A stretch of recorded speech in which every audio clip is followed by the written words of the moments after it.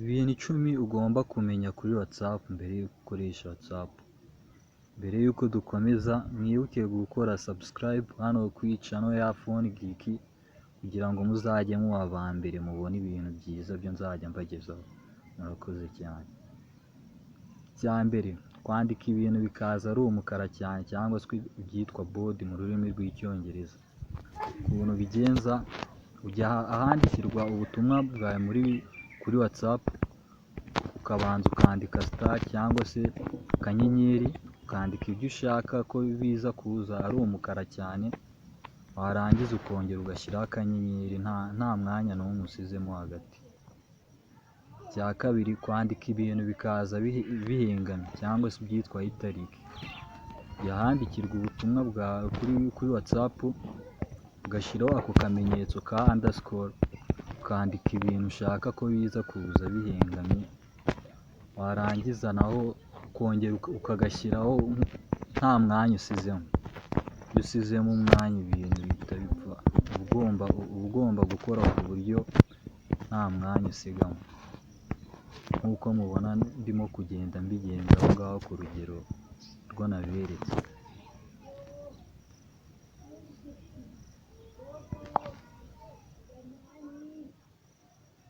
Urwo ni urugero rwo naberetse.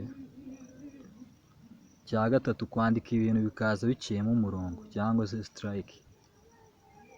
Nabyo ukuntu bigenza, ujya kuri WhatsApp ahandikirwa ubutumwa, ukabanza ugashyiraho ako kamenyetso ko mubona nashyizeho aho ngaho kuri screen zanyu, ukandika noneho ibintu byo ushaka ko biza kuza biciyemo umurongo, warangiza ukaza kongera ukagashyiraho nta mwanya usize. Akamenyetso ka mbere kaba kagomba kuba gafatanye n'inyuguti ya nyuma, nta mwanya n'umwe uciyemo. Iyo ushyizemo umwanya bihita bipfa. Ugomba gukora ku buryo nta mwanya n'umwe usigamo. Icya kane noneho ni ukubihuza bya bindi byose ibyo tumaze kureba imbere byose ukabihuza bitewe n'ikintu ushaka gukora. Urugero, ukuntu bigenza, ufata twa tumenyetso uko ari dutatu twose tumaze kureba, ukatwandika udukurikiranyije, noneho ako wafunguye nyuma n'ubundi niko wongera gufunga nyuma. Uko wagiye ubufunga bikurikiranye niko wongera kubifunga bikurikiranye.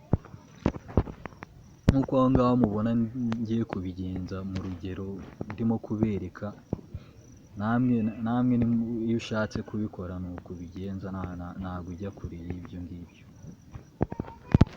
Ibyo wafunze nyuma nibyo n'ubundi ufunga nyuma, ukirinda gusigamo umwanya. Icya gatanu noneho, guhindura WhatsApp umukara. N'abantu baba bakunda WhatsApp zisa umukara barayobewe uko babigenza. Ukuntu bigenza, ujya muri setting, ukajya kuri account, ukajya aho ngaho handitse theme, ukajya aho ngaho kuri light ugahindura, ukajya kuri dark ukiyemeza, ihindura umukara, uterekana ko wasomye noneho message.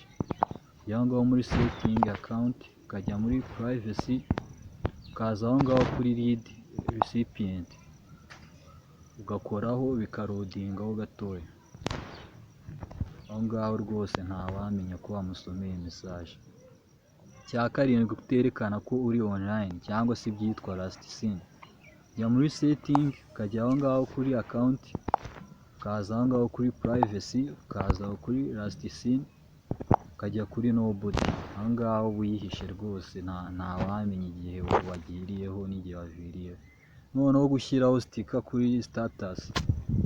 Urugero, hari ushaka nko guhisha nk'isura y'umuntu cyangwa se ukunda nka sticker ariyo ushaka nko gushyiraho, ushobora kuza aho ngaho, ujya aho ngaho mu nguni urabona ko hariho akantu k'agastika, n'ubundi niko ukandaho hakaza amastika menshi, ukagenda uscrollinga ukaba wahitamo sticker yo ushaka bitewe n'icyo ushaka gukora. Aho ngaho urabona ko turimo gushaka sticker yo twashyiraho. ushyiraho sitika iyo ushaka bitewe n'icyo ushaka. Nk'ubu urugero nk'iyo ngiyo dushyizeho,